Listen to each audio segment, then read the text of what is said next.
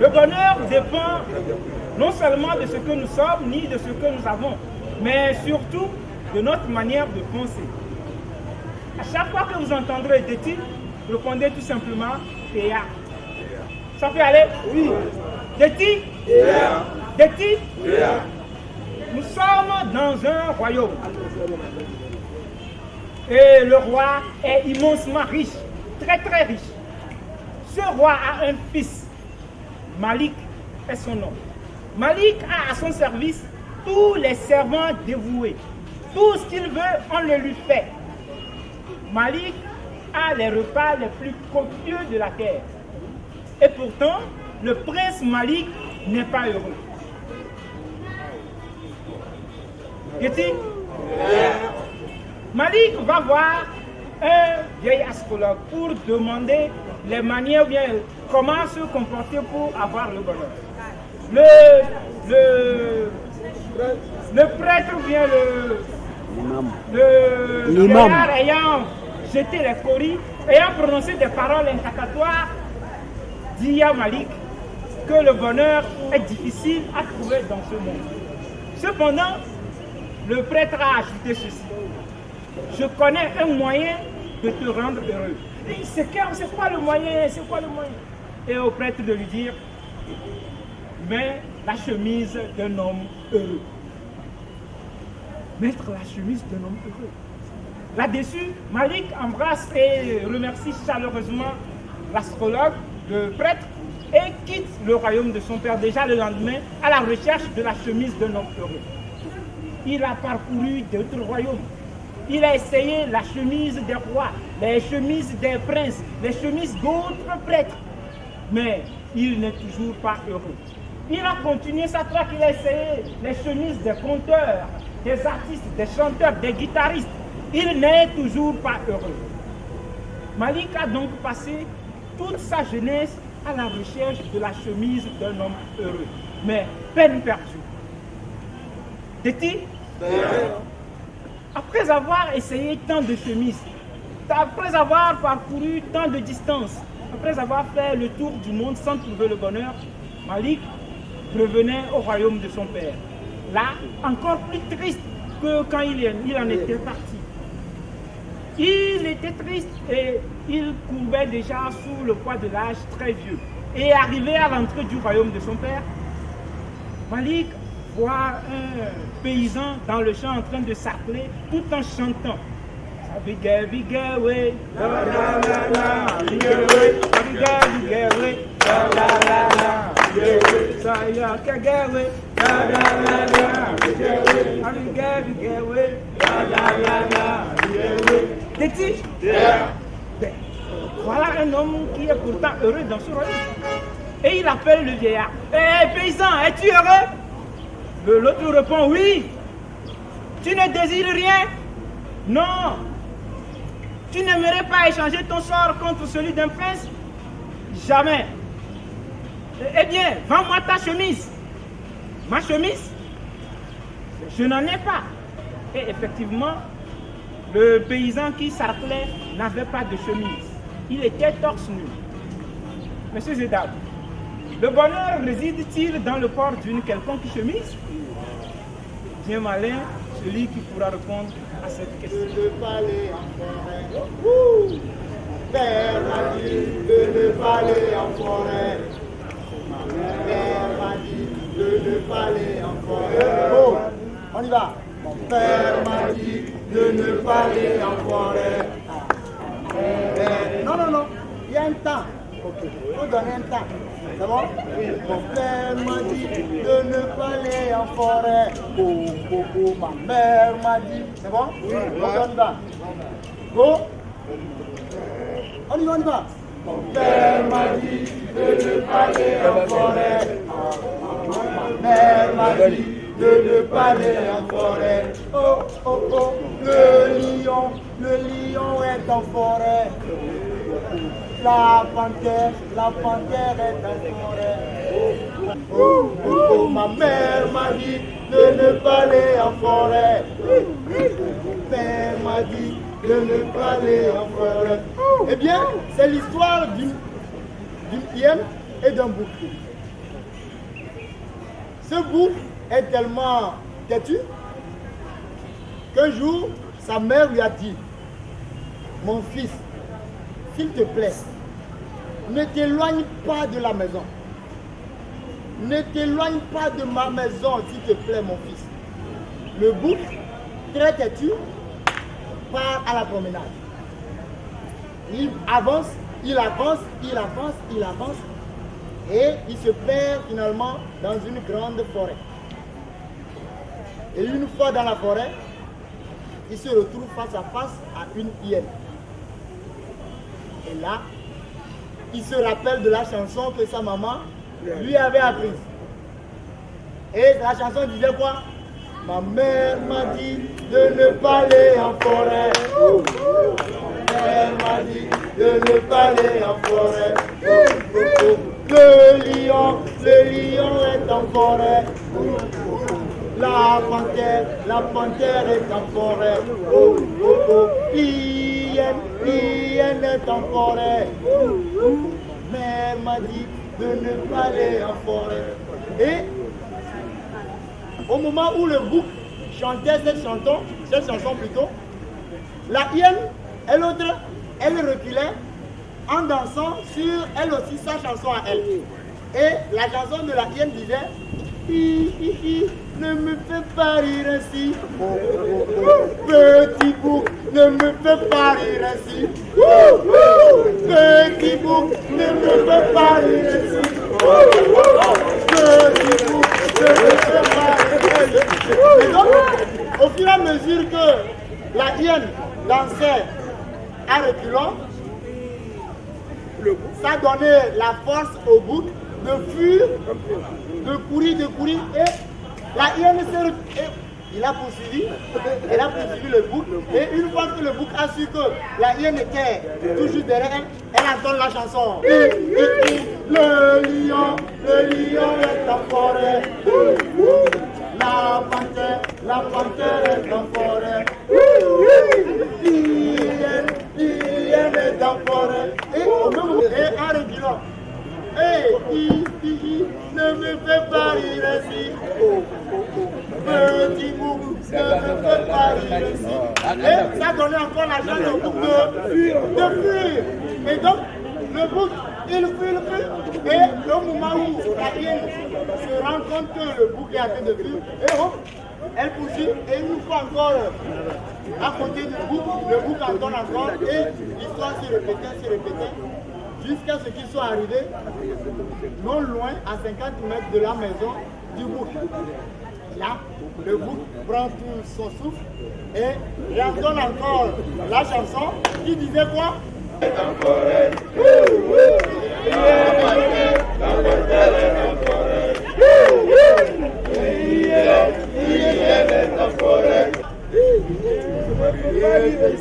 Ne me fais pas rire ainsi. Ne me fais pas rire ainsi. Oh, oh, oh, petit bouc, ne me fais pas rire ainsi. Petit bouc, ne me fais pas rire ainsi.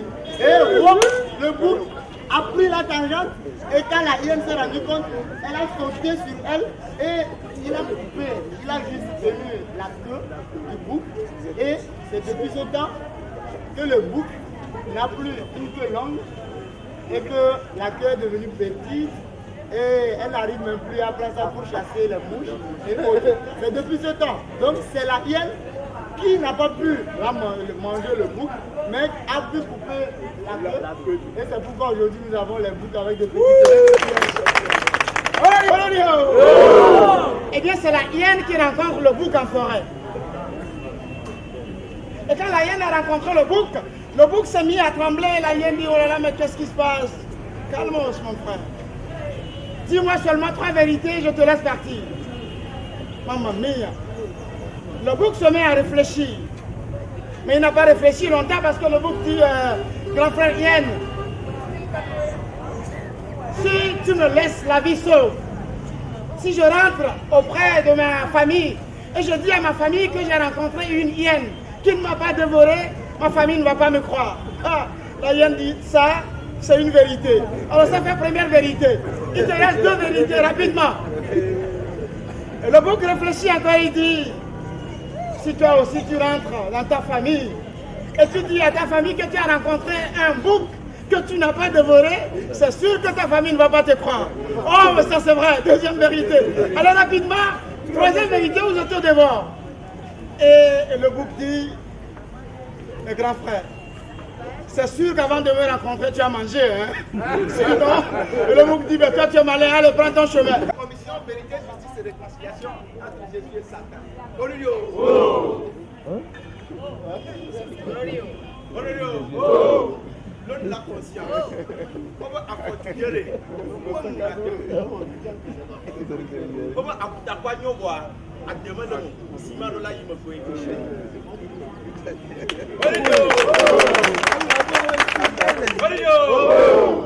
Un top pataclé. Peu ma peu ça. Et le béa clément. La clipe les caméras, la clipe à clito.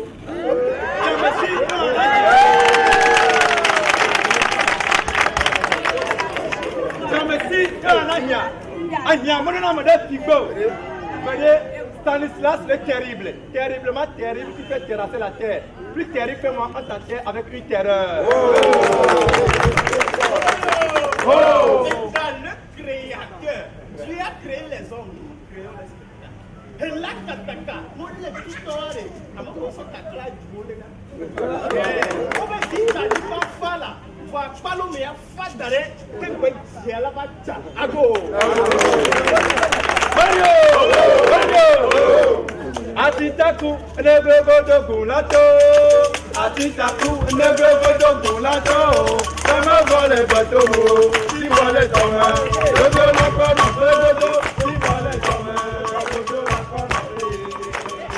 Hey, atitaku, negogo do gulato. Atitaku, negogo do gulato. Sama vole bato, si vole toma. Dodo la kona, dodo, si vole toma. Dodo la kona. Au début du temps, tout au début du temps, Dieu créa l'univers et toutes ses composantes. Le ciel créé était à sa place. La terre créée était à sa place. les arbres créés étaient à leur place. Au milieu de tout, Dieu plaça les animaux, un village. De part et d'autre de ce village se trouvait une grande forêt, une grande rivière.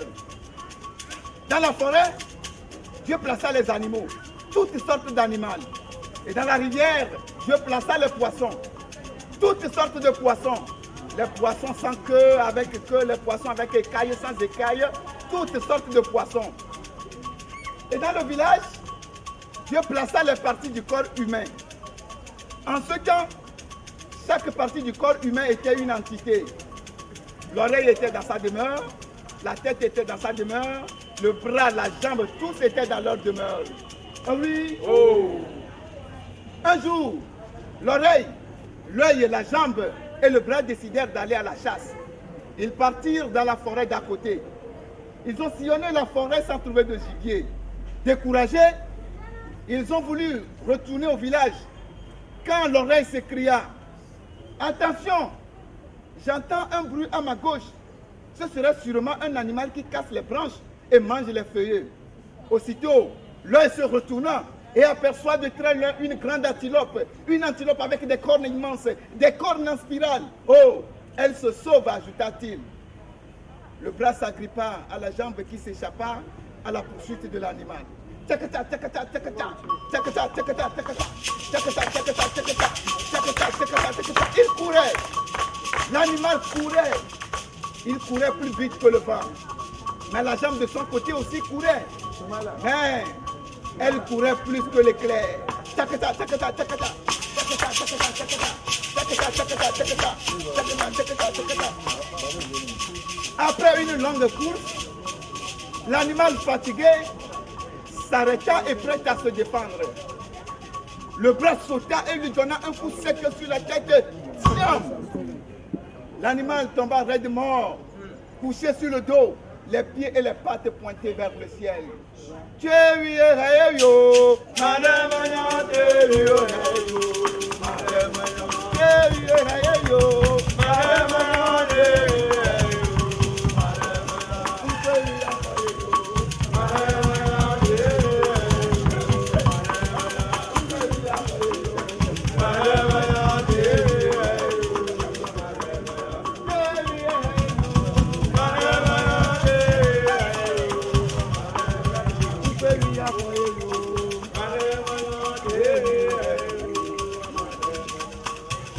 Les deux autres compagnons, c'est-à-dire l'œil et l'oreille, ont pris tout le temps pour rejoindre leurs amis.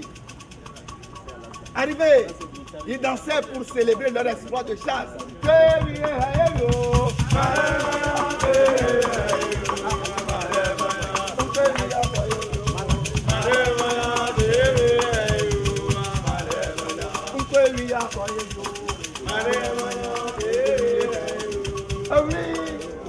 Une question se posait. À qui revient l'animal? Selon vous, est-ce à l'oreille? Est-ce à la jambe? Est-ce au bras ou à la jambe? À qui revient l'animal? À la jambe. À la jambe? Oui. Et le bras qu'il avait attrapé? L'oreille qui avait entendu le bruit de l'animal. Enfin, le monde. Effectivement, les quatre amis n'arrivaient pas à s'entendre. Chacun voulait que l'animal lui revienne. Et c'est normal. Bon, tout le monde disait, c'est moi. Pour l'œil, c'est moi qui l'avais vu. Pour l'oreille, ainsi de suite. Sur le chemin de retour, ils continuèrent toujours leur dispute. Et cette dispute dérangeait Dieu dans le ciel. Dieu ouvrit le ciel et dit d'une voix solennelle, unissez-vous avec les autres parties du corps du village. De ce fait, vous serez forts comme notre président. Hein? Vous serez fort, non? Moi, j'ai juste utilisé le mot fort. Quand on est fort, c'est qu'on est fort, non? C'est F-O-R-T. Tu as compris quoi? C'est bon, non? Donc, on continue notre histoire. Oui. Oh. Et comme une parole magique, les parties du corps humain se regroupaient. Les jambes se placèrent, le buste se plaça, le cou se plaça, la tête se plaça, oui. Le nez se plaça. Les oreilles se placèrent. Les yeux se placèrent. Les bras se placèrent. Oh! L'être humain est ainsi constitué. L'homme fit le feu et mangea l'animal. Après avoir mangé, chaque partie du corps voulait être roi. La tête dit, oui, bon, vous savez, c'est vrai, nous sommes un, mais je suis la tête. C'est moi qui réfléchis, c'est moi qui vous commande. Alors je suis votre roi. Le ventre, oui, je suis votre roi. Parce que la digestion s'opère dans le ventre. Pendant que chaque partie s'autoproclamait, la nuit était calme.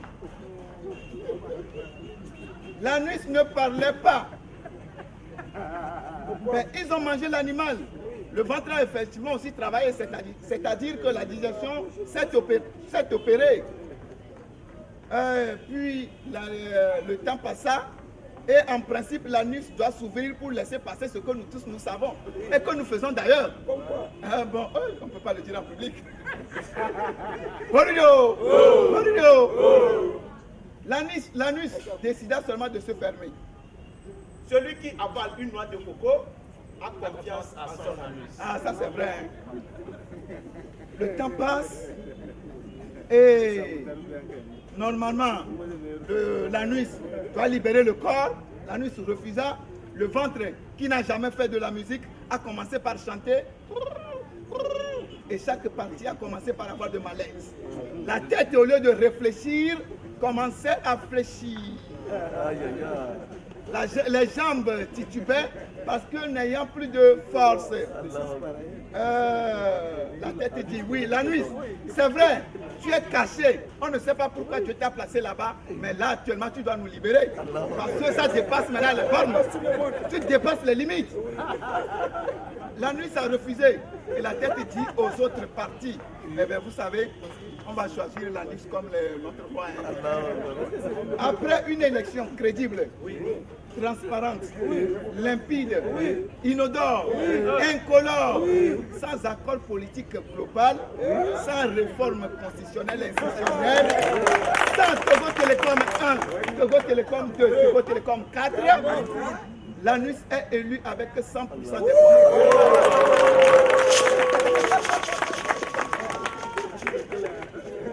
Et c'est pour ça que chez moi, pour aller faire ses besoins, on dit Mike Potogui. Lui,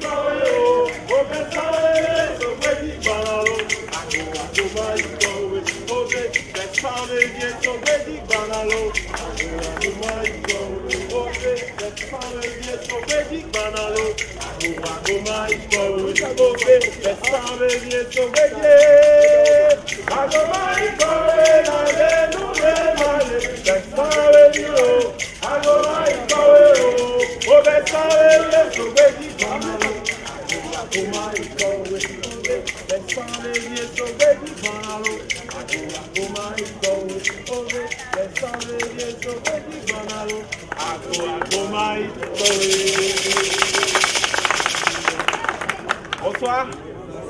Olorio. C'est l'histoire de Youssif et de Mariam. Youssif et Mariam sont mari et femme.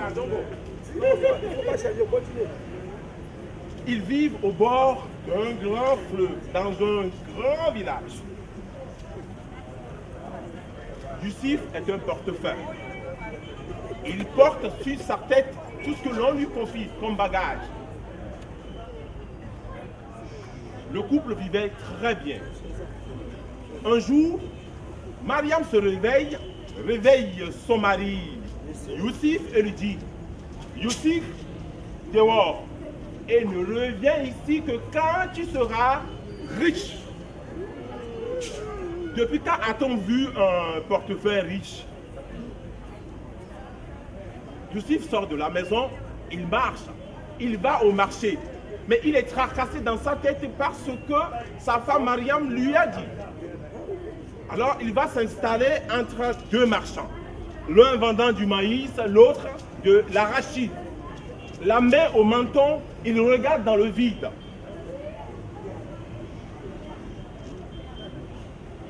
Un cortège de marchands ont perdu et leur âne et leurs marchandises.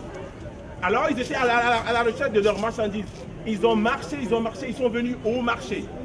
Alors arrivés au marché, ils ont vu Youssif assis sans marchandises entre deux étalages, la main au menton, regardant dans le vide. Alors ils se sont dit, ce monsieur doit être un devin. Car on n'a jamais vu quelqu'un au marché qui n'a pas de marchandises. Alors ils se sont approchés de Youssif, Aurelio, et ils lui ont dit, monsieur, vous devez être un devin. Nous avons perdu ce matin nos ânes et nos marchandises. Dites-nous où ils sont passés. Youssif n'a même pas eu le temps de protester. Ils ont insisté. Dis-nous, on va te récompenser. Alors, pour se débarrasser de ces marchands, Youssif leur dit, écoutez, achetez un bol de maïs et un bol d'arachide. Et prenez la direction de la sortie de la ville. Quand vous prenez 2 graines d'arachide, prenez une graine de maïs et avalez-les. Quand vous aurez fini d'avaler ces graines d'arachide et de maïs, vous retrouverez vos ânes et vos bagages. Les marchands ne se font pas prier. Rapidement, ils achètent. Ils achètent quoi? Un bol de maïs et un bol d'arachide. Et ils ont fait exactement ce que Youssif leur a dit. Ils ont marché, ils ont marché. Ils marchaient tout en avalant les graines de maïs et d'arachide. Et arrivés à la sortie de la ville, ils se retrouvent nez à nez avec leurs ânes et leurs marchandises. Ils reviennent rapidement au marché et remettent à Youssif 2 sacoches d'or. Youssif rentre à la maison. Qui est-ce qui est contente? Elle s'appelle comment? Mariam est très contente. Youssif a eu droit à un bon repas, ils ont mangé, et ils ont même mangé ce que vous savez très bien. Le lendemain matin, après l'appel du muezzin, Mariam réveille Youssif et dit, Youssif, dehors, et ne reviens ici que quand tu seras encore plus riche. Youssif n'a rien compris. Oh, c'est la femme qui décide. Il sort et dès qu'il pose 2 pas dehors, il se retrouve nez à nez avec 2 gardes du chef. C'est vous, le devin dont parle toute la ville? Ah non, non, ce n'est pas moi. Je ne suis pas le devin, c'est un malentendu. Il n'a même pas eu le temps de protester. Les 2 gardes ne prennent pas les aisselles et direction le palais royal. Arrivé au palais, on le jette au pied du chef. Tête baissée, il s'adresse. Il regarde le roi. Le roi lui dit, Youssif, tu es le devin dont parle toute la ville. On ne revient pas là-dessus. Ma fille, ce matin, en allant au bain, a perdu sa bague. Alors, comme tu es le grand devin du village, dis-nous où est passée sa bague. Dis-nous ce que tu vois actuellement. Youssif ayant sa tête baissée et ne regardant que les pieds du chef qui était chaussé de babouche, alors a dit bêtement, ben, actuellement je vois babouche. À peine a-t-il dit ces mots que la fille du roi crie, oh oui papa, ce matin en allant prendre ma douche, j'ai enlevé ma bague que j'ai mis dans mes babouches. Oh yo! Le roi s'est dit vraiment Youssif est un grand devin. Alors on lui remet 3 sacoches d'or. Youssif rentre à la maison. Qui est-ce qui est contente? Mariam est très contente. Youssif a encore passé une très bonne nuit. On lui a encore servi ce que vous savez. Et le lendemain matin, après l'appel du muezzin, Mariam réveille Youssif. Youssif. Youssif. On va le faire ensemble. Youssif. Et revient ici que quand tu seras encore plus riche. C'est la femme. Les gardes du chef étaient encore là. On amène Youssif au palais. Mais cette fois-ci, Youssif était énervé, très énervé. Il se dit, alors il faut en finir. Alors cette fois-ci, il n'est plus obéissant. Il rentre au palais. Le roi était assis au milieu de ses notables, tête enturbanée.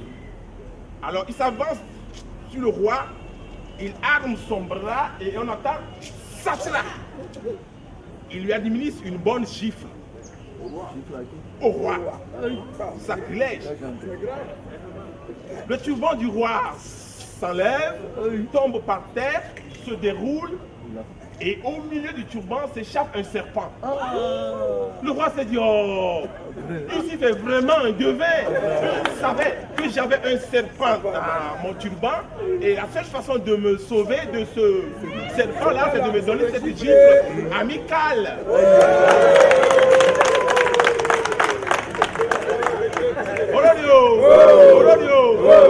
Le roi dit, toi, tu mérites de vivre au palais. Va à la maison, va chercher tes bagages et ta femme. Tu vivras désormais ici. Désormais, ici, il faut vivre au palais. Mais tous les jours que Dieu fait, Youssif n'est pas à l'aise. Il sait qu'il n'est pas un devin. C'est juste un coup de hasard. Oui. Alors, il réfléchit, il ne dort pas. Mais Mariam, allez voir Mariam. Oh là là, c'est la grande dame du palais. Ah oui, moi mon mari c'est le grand devin. Vos maris ne foutent rien, dit-elle aux autres femmes du palais. Mais Youssif réfléchit et il maigrit. Pendant que Youssif maigrit, Mariam, pendant que Youssif maigrit, Mariam, Youssif maigrit, Mariam, Youssif Mariam, un jour, il décide de jouer au fou. Le matin, pendant que le roi était en train de juger des affaires au milieu de ses notables, Youssif enlève tout ce qu'il a comme habit et se retrouve nu comme un ver de terre et il se présente devant le roi. Le roi se dit, quoi? Mon devin fou? Il tente de l'attraper. Youssif prend ses jambes à ses coups et sort du palais. Le roi court après Youssif. Vous savez, ici, quand un roi marche, les gens courent autour de lui. Imaginez un peu un roi qui court. Alors, tout le palais s'est mis derrière le roi. Pendant que cette course se poursuivait, si on peut parler ainsi, Mariam était là, dit, oh, laissez-le. C'est un jaloux. C'est un jaloux. Il est jaloux de mes acquis. Il n'est pas fou. Il joue au fou. Laissez-le. Youssif court, le roi le suit, les notables, tout le monde, les gardes, tout le monde courait devant et le roi et Youssif. Youssif a couru jusqu'au grand montagne, enfin, la grande montagne qui surplombe toute la ville. Le roi derrière et toute la cour après. Alors, dès que le dernier du palais a eu le temps de sortir du palais, on entend chakram. Le palais s'est écroulé. Le roi se retourne vers Youssif et dit, ah Youssif, tu es vraiment un devin. Tu savais que mon palais allait s'écrouler. Et la seule façon de me sauver moi et toute ma cour, c'est de jouer au fou. Non, je ne mérite plus d'être roi. Prends la couronne. Dans ce village-là, Youssif est le grand chef là-bas. Mais Mariam a été enterrée. Merci. Je vais vous raconter l'histoire d'un homme. Cet homme, c'est un bûcheron. Chaque matin, ce bûcheron se rendait dans la bourse, coupait du bois et le soir, il revenait à la maison. Chaque jour que Dieu faisait, c'est ce qu'il faisait comme travail. Et le soir, quand notre bûcheron revenait à la maison avec son fagot, il pose le fagot par terre, se saisit d'une branche, s'approche de sa femme, lève le bras et il battait sa femme. Chaque jour que Dieu faisait, le bûcheron battait sa femme. Et la femme, elle ne disait rien. Parce que pour elle, elle ne savait pas qu'il y avait autre chose. Un jour, notre bûcheron s'est rendu encore dans la brousse pour couper du bois.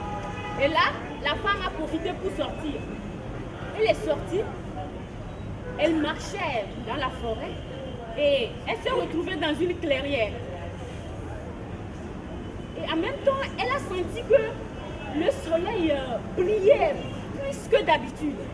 L'herbe est devenue plus verte que d'habitude. Les oiseaux chantaient plus fort que d'habitude. Cette femme venait de constater qu'elle était enceinte. Et toute la journée, elle a passé à penser au coup de bâton de son mari. Elle a réfléchi longtemps.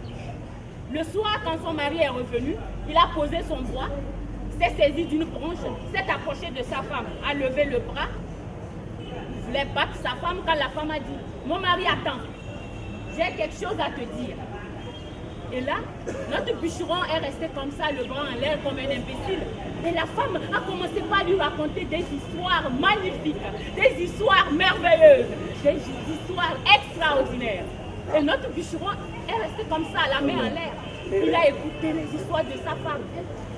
Il a écouté jusqu'au lendemain matin. Et lorsqu'il a baissé sa main, il s'est saisi de sa hache et il est parti dans la brousse pour couper du bois. Le soir, il est revenu, il a posé son bois, il s'est saisi d'une branche, s'est approché de sa femme, a levé le bras pour frapper la femme. La femme dit « Attends mon mari, attends !» Et là, la femme a commencé à lui raconter des histoires merveilleuses, des histoires extraordinaires. Et notre bûcheron a écouté. Toute la nuit, il a écouté. Et cela a duré 9 mois durant. 9 mois. Après, la femme accouche d'un joli garçon. Notre bûcheron revient de la brousse, pose son fagot, se dirige vers sa femme, lève le bras, mais cette fois-ci, c'est pas pour la frapper. Il a posé son bras sur l'épaule de sa femme. Et tous les deux, il dit à la femme, ma femme, raconte-moi des histoires. Et la femme lui a raconté des histoires merveilleuses, des histoires extraordinaires. Et notre bûcheron a écouté. Le bébé a écouté. Les oiseaux dans le ciel ont écouté. Le vent a écouté. Et ce vent a transporté ces histoires dans tout le monde entier. Si aujourd'hui nous avons des histoires à raconter, c'est grâce à cette femme. Que son enfant a inventé des histoires. Peut-être que si cette femme n'avait pas inventé des histoires, c'est le bâton qui aurait la parole aujourd'hui.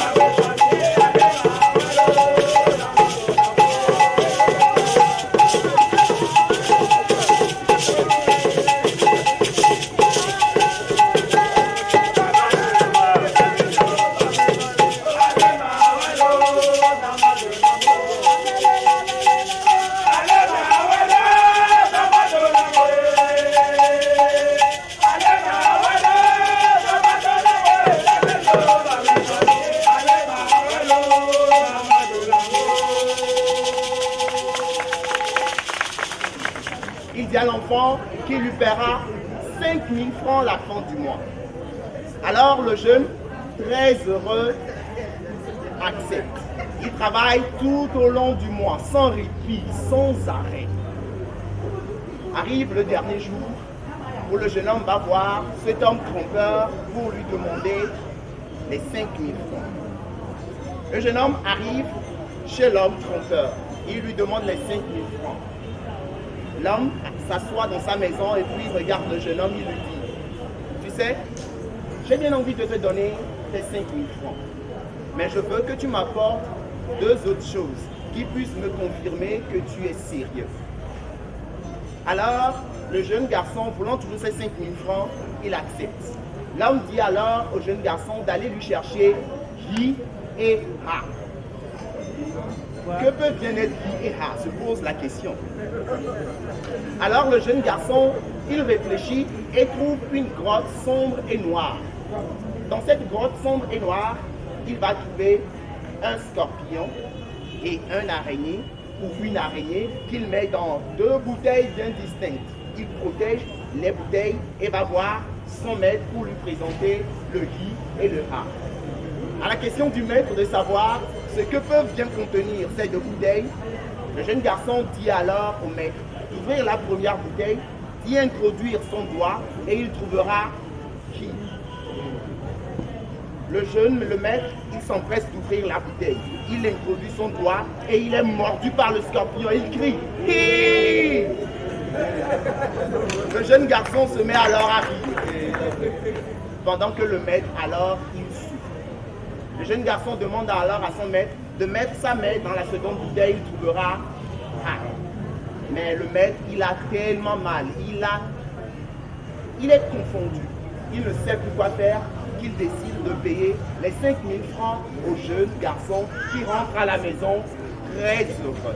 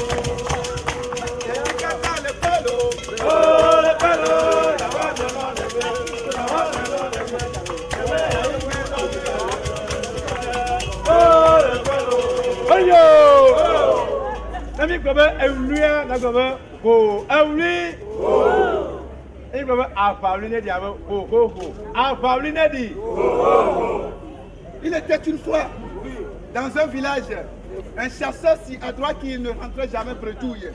Sa réputation, devenue légendaire, dépassait de très loin les bornes de son village.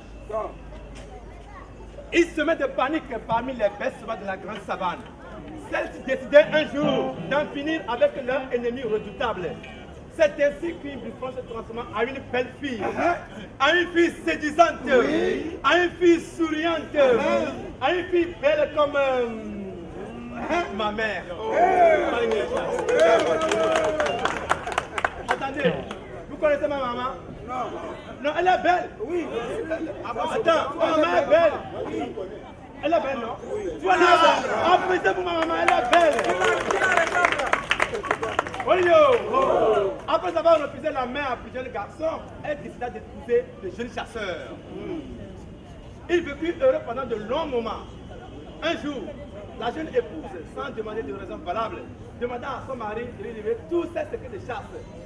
L'homme ne retient pas sa bouche. Il lui dévoilait les uns après les autres tous ses secrets. Garde-moi mon sunatan, garde-moi mon bouna, garde-moi mon sunasebile bemme, garde-moi mon sunapapa, garde-moi mon bounalo, Ensuite, la jeune épouse, sans donner de raison valable, demanda à son mari de tuer son chien, son meilleur ami et compagnon de chasse. Ce qui fut fait. C'est alors que la jeune mariée demanda à son mari de venir avec elle faire la connaissance de ses parents. Après un bon parcours, la jeune épouse, sans donner de raison valable, demanda une minute et disparut dans la forêt. Aussitôt, une bufflonne se jeta sur le chasseur. Une peau tantôt se transformait en manteau de terre, tantôt en touffe d'herbe, tantôt en gore, tantôt en castagnette,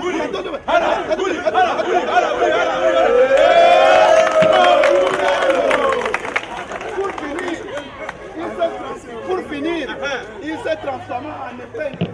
Secret dont il n'avait pas dit à sa mère. À sa femme. À sa femme. Voilà. Alors, la buffon ne savait pas faire. Le gagnant honteusement ses camarades à la brousse. L'homme retourne chez lui à la maison et promet de savoir tenir sa langue devant les gens. Tenez bien volant devant les gens. Tenez bien volant devant les gens. Tenez bien volant devant les gens. Tenez bien volant devant les gens. Tenez bien volant devant les artistes. Tenez bien volant devant les gens. Tenez bien volant devant les gens. Tenez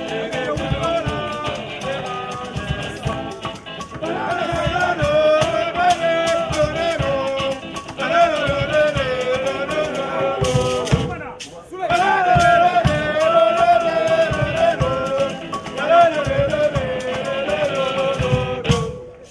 les gens.